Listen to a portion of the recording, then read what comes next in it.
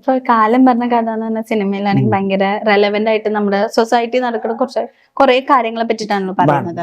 അപ്പൊ എന്ത് തോന്നുന്നു സിനിമയുടെ ആ ഒരു റെലവൻസിനെ പറ്റിയിട്ട് എന്താ പറയാ? റെലവൻസ് എന്ന് പറഞ്ഞാൽ ഇംഗ്ലീഷ് അയ്യോ സോറി, സിനിമയുടെ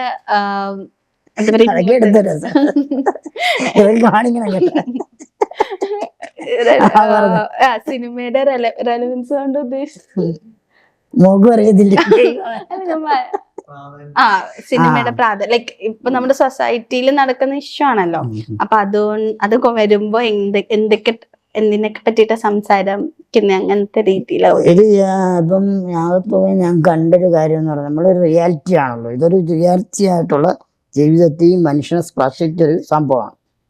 അപ്പം അത് സിനിമയിലൂടെ വരുമ്പോൾ ആ സിനിമയിൽ നിന്ന് ഈ കാലഘട്ടത്തിൽ നമുക്ക് നടക്കുന്ന കാര്യങ്ങൾ ഇങ്ങനെയൊക്കെ സമൂഹത്തുണ്ട്, അത് എന്തുമാത്രം നമുക്ക് പാടില്ല.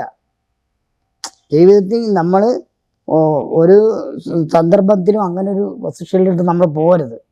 ഇങ്ങനെയും ജനങ്ങളുണ്ട്, ജീവിതമുണ്ട് എന്ന് പഠിപ്പിക്കുകയും കൂടിയാണ്. അതുമാത്രമല്ല നമ്മൾ സമൂഹവും ഒരു ആളെ കുറ്റക്കാരനാക്കുന്നുണ്ട് നമ്മളറിയാതെ തന്നെ, മനസ്സിലായ?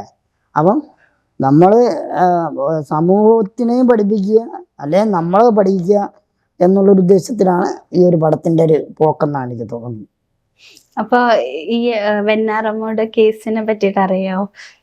ഒരു കൊച്ച് ഒരുപാട് പേര് കൊന്നത് അതുമായിട്ട് റിലേറ്റഡ് ആണ് എന്ന് നമുക്ക് പെട്ടെന്ന് കണ്ടപ്പോ തോന്നുന്നു. അപ്പോ ഇപ്പൊ മിക്ക പിള്ളേരും ഡ്രഗ്സ് അങ്ങനത്തെ കുറെ കാര്യങ്ങൾ ഉപയോഗിച്ചിട്ട് നശിക്കുന്ന ഒരു തലമുറ ആയി മാറുന്നു എന്ന രീതിയിലോട്ട് പോകുന്നുണ്ട്. അപ്പൊ അതിനെ പറ്റി എന്താ പറയാനുള്ളത്? അതിനെക്കുറിച്ച് എന്നോർത്താൽ ശരിക്കും പറഞ്ഞാൽ ശക്തമായ നിയമ നടപടികൾ കൊണ്ട് നമുക്ക് നിർത്താവുന്ന കാര്യമുള്ളൂ. കാരണം നമുക്ക് ഇപ്പം മദ്യം വിൽക്കുന്നുണ്ട്, അതിൻ്റെ കമ്പനി അവർ നിർത്തുന്നില്ല, കമ്പനിയെ നിർത്താൻ പറ്റുന്നില്ല, പക്ഷെ മദ്യം ഹാനികരമാണെന്ന് മാത്രം എഴുതി വെക്കുന്നു. അപ്പോൾ ഉപയോഗിക്കാനുള്ള അവസരമുണ്ട്, എന്നാൽ കമ്പനി നിർത്തുന്നത്. കമ്പനി പൂട്ടിക്കഴിഞ്ഞാൽ നിർത്താവുന്ന കാര്യമുള്ളൂ, മനസ്സിലായോ? അപ്പം ഇതുപോലെ തന്നെയാണ് ഓരോ സോഴ്സിനും നിർത്തുന്നതിൻ്റെ ലിമിറ്റേഷൻസ് ആണ്. നമുക്ക് ഈ ഒഴുകി വരുന്നതിന് തടയിട്ട് വെക്കാനും നമുക്ക് പറ്റുന്നുള്ളൂ.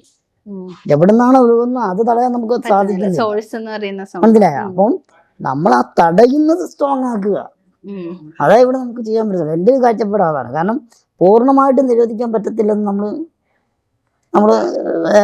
കണ്ടു കഴിഞ്ഞു, നമ്മളെല്ലാവർക്കും മനസ്സിലായത്. പൂർണ്ണമായിട്ട് ഒരിക്കലും നമുക്ക് പൂർണ്ണമായിട്ട് നിർത്തിയാൽ അതിലും വലിയ അപകടങ്ങളിലേക്ക് നമ്മൾ കൊണ്ടുവന്നെത്തി. കാരണം ഒരുവിധം സ്പ്രെഡായിപ്പോയി, എല്ലായിടത്തും സ്പ്രെഡായിപ്പോയി. അപ്പോൾ അതിനെ ഇനി സ്ട്രോങ് ആയിട്ട് നിയമസംഹിതകൾ കൊണ്ടും നമ്മുടെ സമൂഹത്തിൻ്റെതായ എന്താ പറയുക അവരെ പറഞ്ഞ് മനസ്സിലാക്കുന്നതിനും കൂടെ ഇനി അതിനെ നമുക്ക് ഇതാക്കാൻ പറ്റത്തില്ല. അത് കാലേ തുഴഞ്ഞാൽ കരക്കണേ. ഓരോ വ്യക്തികളും തീരുമാനിക്കണം നമ്മളിത് വേണ്ട, നമ്മൾ തെറ്റാണ് എന്ന് മനസ്സുറച്ച് ചിന്തിച്ചാൽ എത്തിരും. ഇത്രയായിട്ട്